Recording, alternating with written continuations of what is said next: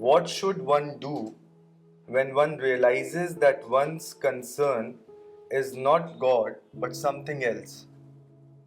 بھائی تو اس کو انٹراسپیکشن کرنا چاہیے، پھر سے سوچنا چاہیے،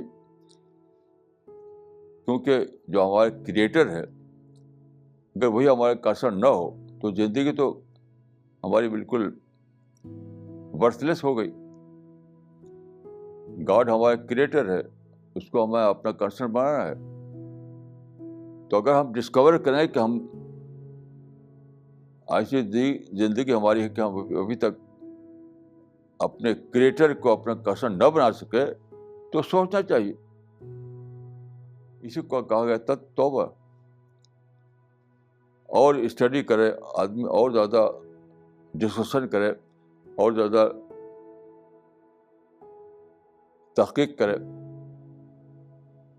لیکن آج ہی میں کے حساب سے کہہ رہا تھا کہ لوگ ہوتے ہیں عام طور پر مونولاگر، ڈائلاگر نہیں ہوتے، یعنی دو طرفہ بات چیت نہیں کر سکتے آپ لوگوں سے، اور ان کی سنتے رہی. تو جو لوگ مونولاگر ہوں وہ تو کبھی بھی سچائی کو نہیں پائیں گے. مونولاگر کو کبھی سچائی نہیں ملے گی، اپنے ہی بولتا رہے گا، دوسرے کی سنے گا نہیں وہ. تو میں سمجھتا ہوں کہ سب سے ضروری چیز ہے کہ آپ ڈائلاگ کریں، ڈسکس کریں، سوچیں، ریسرچ کریں، اور آبجیکٹو مائنڈ کے